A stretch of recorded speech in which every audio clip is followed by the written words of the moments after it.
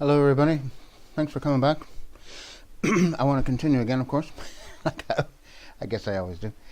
Um, I want to talk about the invasion of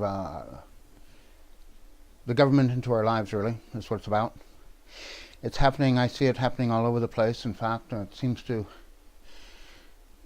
be happening without any opportunity for the people to effectively stop it or get information about it as to why it's happening. Going through this myself, of course.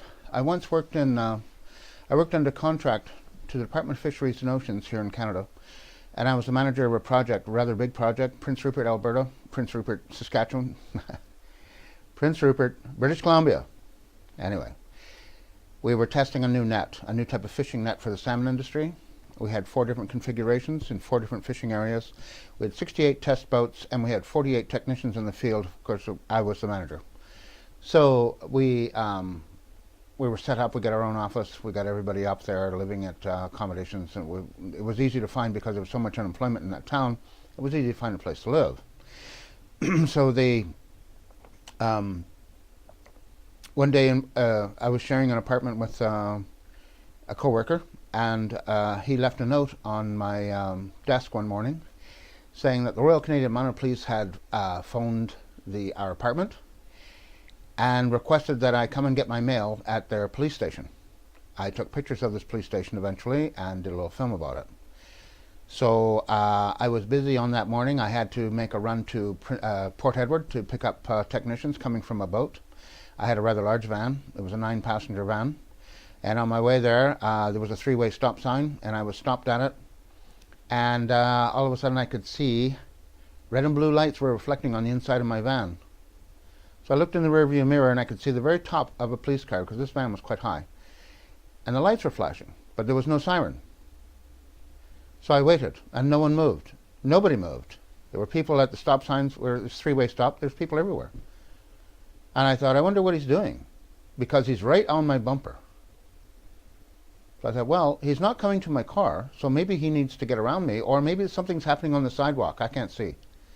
So I pull through the stop sign, and I pull over on the side of the road, and he comes right behind me. Now he's got the siren going. It's a young man. I can see he's got a mustache. I could see him in the rearview mirror. He jumped out of his car, and he removed his handgun, and he came up to my van, and he hugged it from the back corner. He put his chest right up against the van, and he kept moving with the gun pointed at me. I'm watching him in my rearview mirror. What is going on? He comes right up, puts the gun right on the back of my head. I had the window down. He said, "Do you know why I've stopped you?" I said, "No, I don't." "You did not come to a full and complete stop at this stop sign." I said, "I most certainly did. Everybody did. We're all stopped here." And he's chewing on his mustache, but his hands have gone white. His fingers are. I said, "You were going to pull the trigger." So I keep my hands on the steering wheel. I don't move. He said, "You just move slow. You move slow." "Sure." "Driver's license. Registration." "Sure." So I give him that stuff. "Wait here." Puts the gun away. Gets a ticket written for me, and he threw it right in front of my face. It went right past me, landed on the seat, the passenger seat. I said, "I was stopped at that stop sign." He says, "Yeah, tell it to the judge." So he sped away. He went up this. There was a driveway on my right, slightly ahead of my van, and it wasn't paved. It was a gravel driveway. And when he went into it, he hit the gas, and it started to fishtail. And there was a rather big building there, cement basement, like block, cinder block. The back end of the car nearly crashed into it. He had to hit the brakes, and he sped off so fast. He was really excited. So don't forget, at my apartment, there is a note saying I have to go to the police station and get my mail. And I don't know why my mail would be at the police station. So it's a priority post envelope, by the way, which has to be signed for by somebody before it can be released by Canada Post, which is our postal delivery here. So I continue to get my technicians out at Port Edward. I come back. When I take them to the office, I go in, and everybody's standing up. They said, "What happened at the stop sign? Everybody's talking about this. You had a gun at the back of your head." I said, "Yeah, sure did." "For what?" He said, "I wasn't stopped, but I was stopped. Everybody was stopped." He said, "You know who that is?" I said, no, who is it? He says, we call him Dirty Harry. He's an auxiliary RCMP officer, and he wants to become a full-time RCMP officer. He said he has totally destroyed 2 RCMP cruisers, fully equipped. One was on fire, and the other one got stripped. He was on patrol, and he jumped out of his car to chase young people through the woods. When he got back, the car was on fire in one case. In the other case, he chased people down a road with like a logging road. He got the car stuck. He got out, started walking back. When they came with the tow truck, the whole car was taken apart. He lost 2 of those short barrel shotguns. The computers are gone. They opened the trunk. They took everything they could take. It was so 2 police cruisers had to be replaced. They could not be repaired. He made so many enemies in the town. Like I said, his nickname is Dirty Harry. So I decide I am going to contest this ticket. But now I've got to go to the RCMP station and get my priority post envelope. And in that envelope, because it was a co-worker of mine, her name is Rita, in Vancouver, I was renting a room from her. And when I moved out, I gave my notice and I wanted my damage deposit back. She had put the check in an envelope and sent it by priority post. Thank God she did. So I get to the police station and they make me wait and wait. I said, why am I waiting? I have a note here. I brought it with me. I said, it says you've got my mail. He says, yes, but it's with one of the police officers. He's out on duty. He's in a car and he's out on duty. So well, why has he got my mail? I thought it would be here. Just wait. You know, they're angry, right? So I sit down and I wait. I had to wait probably half hour. And so I stood up and I all of a sudden everybody leaves. There's a few offices. You can see doors and people through their windows, you know, doing something at the desk. And they're all having a gander at me. The door opened rather quickly. I could feel the rush of wind. He opened it so fast. So this rather youngish, a little bit younger than me, he came up. You Mr. Wheaton? I said, yeah. I got some mail for you. I said, usually Canada Post delivers mail. Why does the RCMP have it? He said, I don't know, but it's here. I said, okay, well, I'd like to have it. He said, well, I've just got the check. It's written, we called her. I said, you called my coworker Rita? Yes. And she's wondering why, is concerned that you should get this check. I said, yeah, I suppose she is. He said, you know, it's in a priority post envelope. I said, okay. And so he's looking around, and all of a sudden he's got it like, I don't know where he pulled it from under the desk or whatever. Here's your check. I said, I want the priority post envelope. I want her envelope, and she wrote me a note.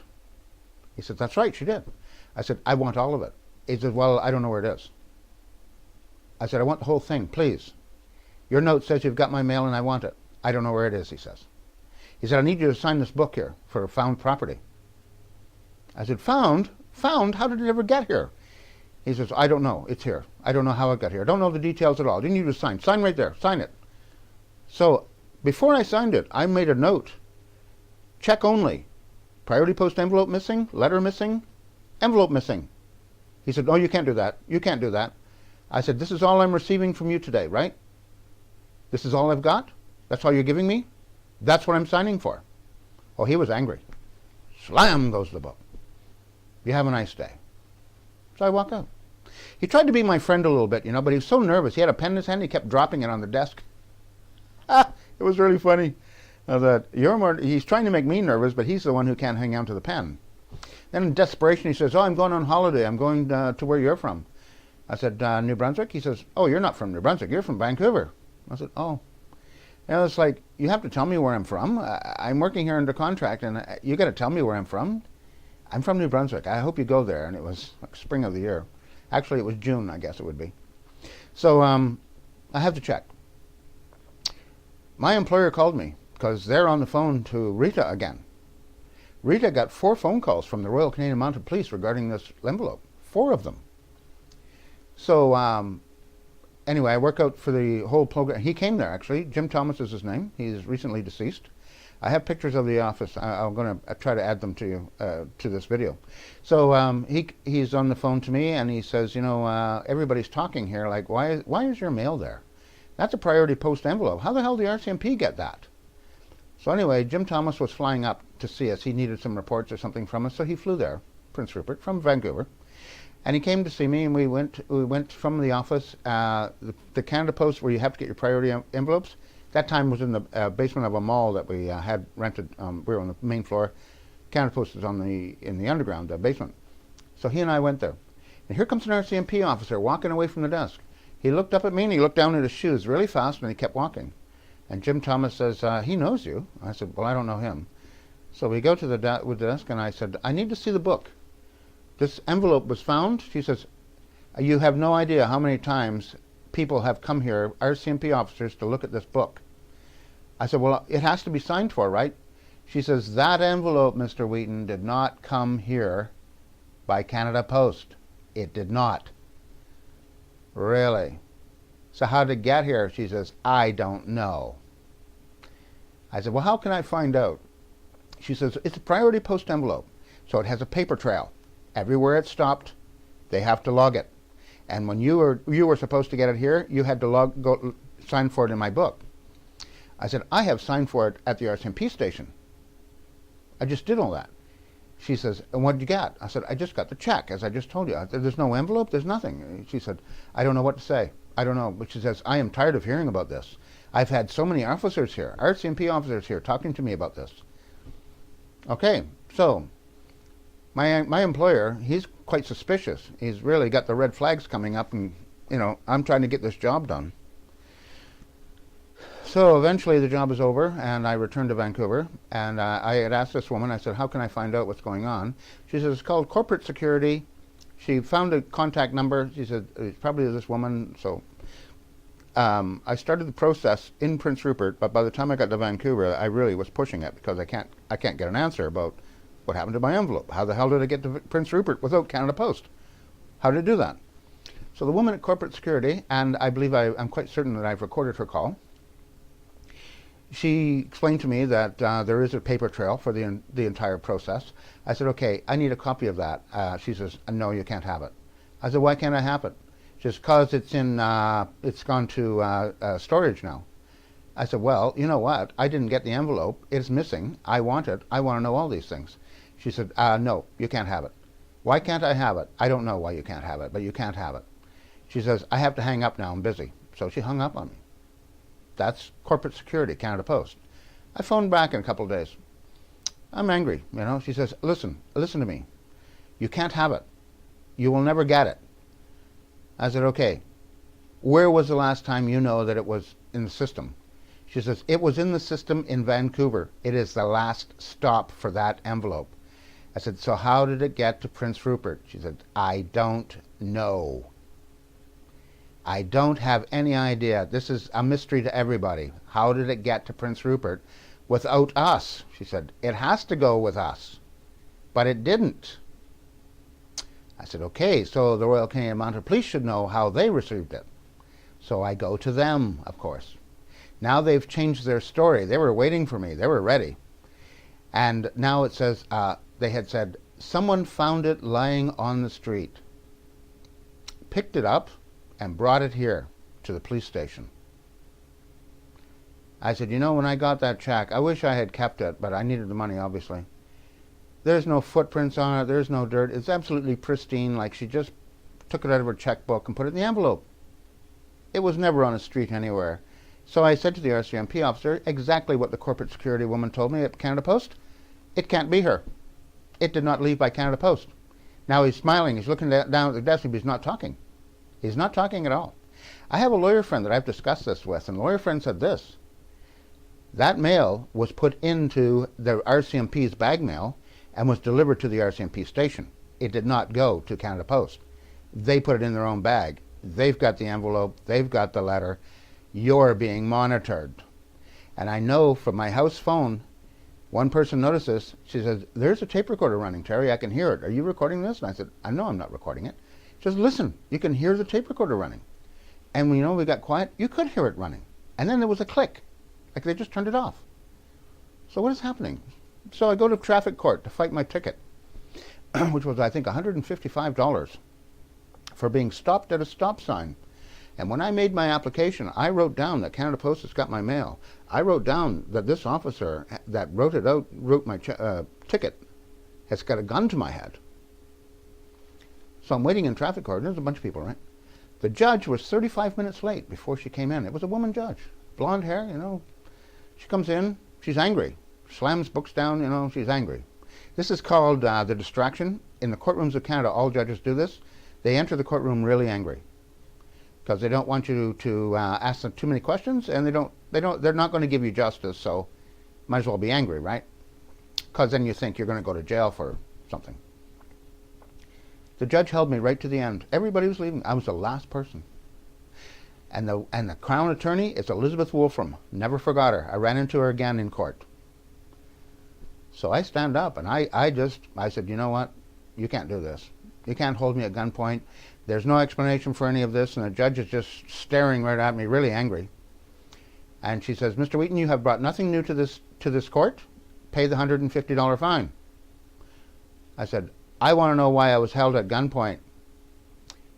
She said, listen, I'm sorry about that. So obviously she was so angry, but she made a mistake. She's not supposed to admit that she knows everything about it already, because she had conspired with the Royal Canadian Mounted Police to make sure they don't give back the $150 and they're going to lie.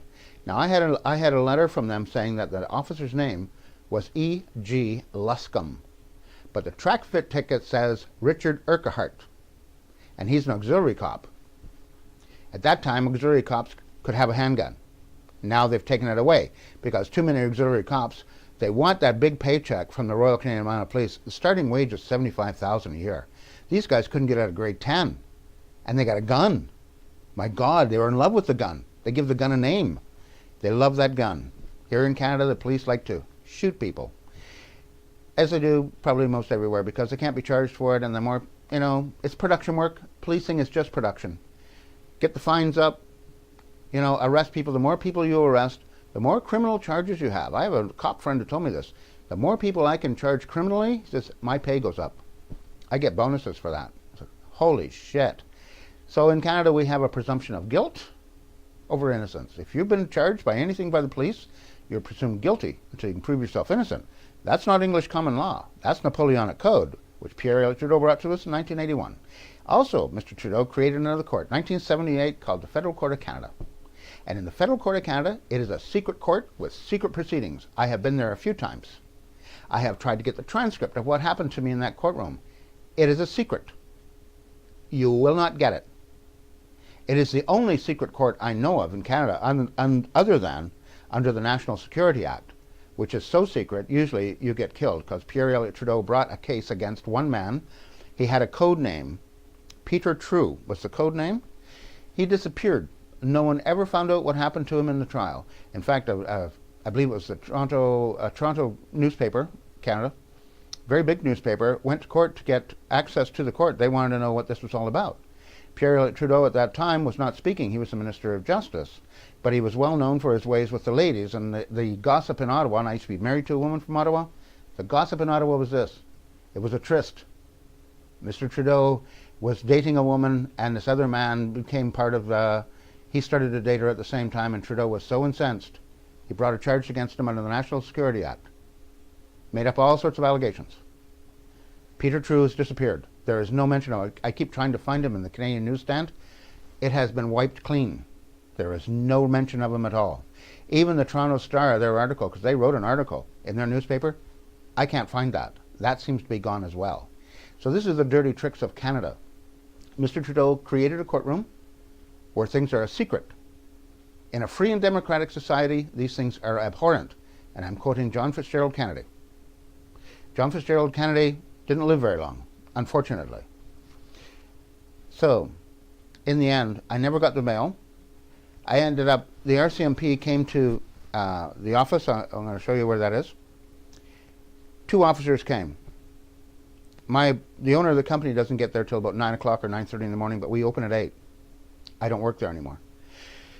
Rita's working in the back. She does identification of, it's a long technical story, but she's a technician there.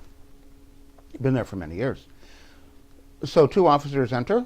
When my phone is ringing at home, and it's the owner of the company, Jim Thomas. And he said, Terry, I'm looking out my window. I said, oh, that's nice. He said, usually I'm looking at my car. I said, yeah, I know, you park right in front of your window. He said, look, I'm looking at a car with blue and red lights on the top. It's a Royal Canadian Mounted Police car. I said, they parked in the president's spot? He says, yeah, my stall says president. I'm the president, and the Royal Canadian Mounted Police have parked in my stall. I said, oh. So he's angry right away. He says, guess what they're doing here? I said, I don't know. They're talking to Rita, who sent you the letter that didn't get to you in Prince Rupert. I said, ah.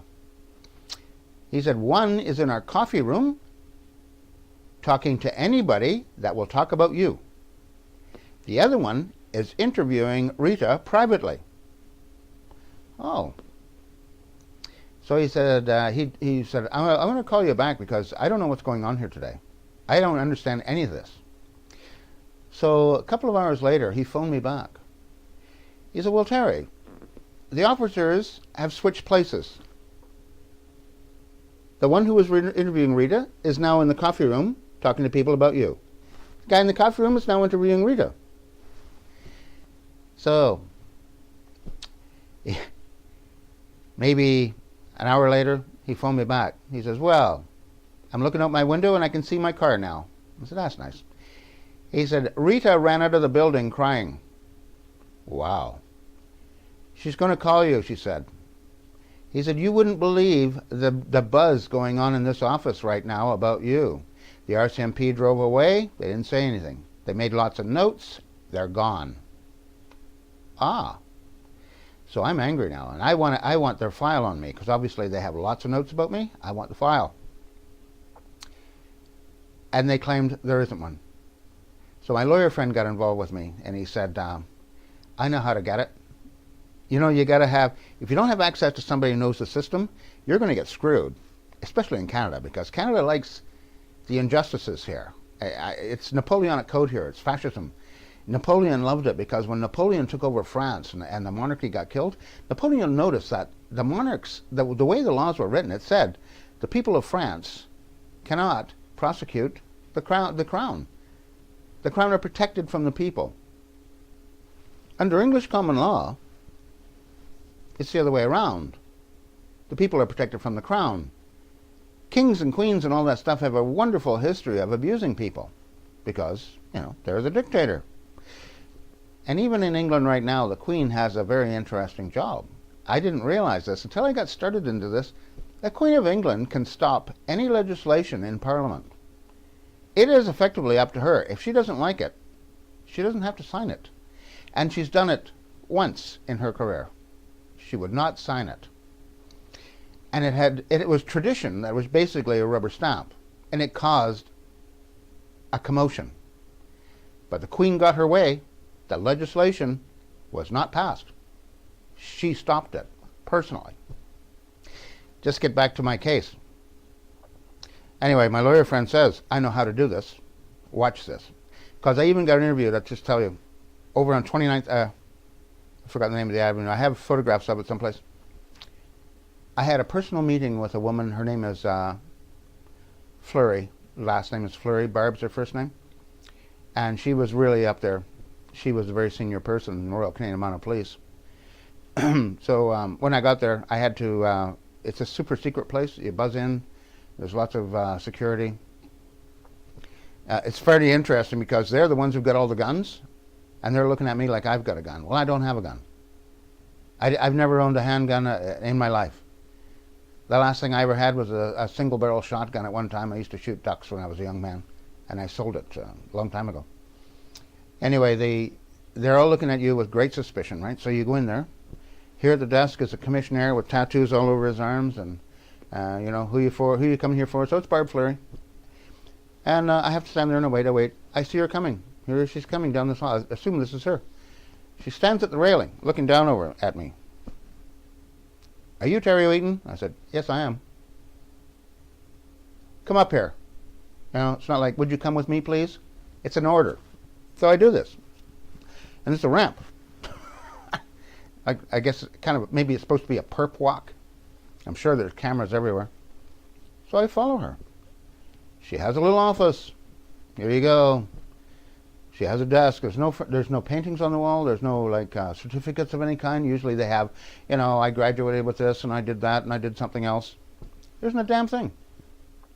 On the filing cabinet is a police parade hat, really, with black and white checkers all the way around it. So I'm looking at that. I sit down. She puts me right on the corner of her desk, and then she took her phone. She pushed the phone.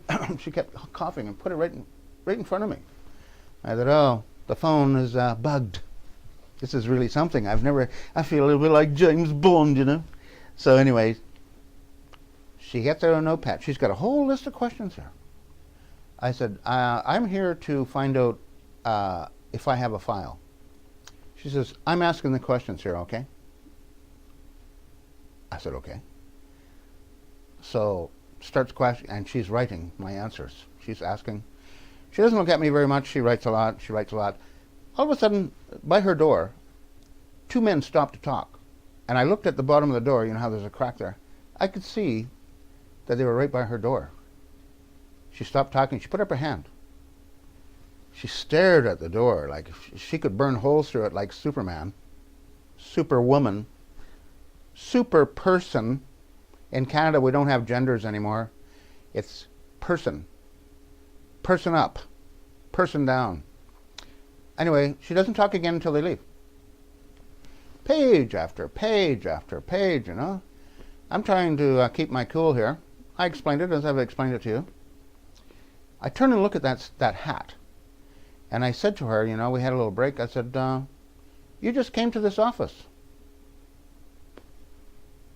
She put the pen down. She said, what?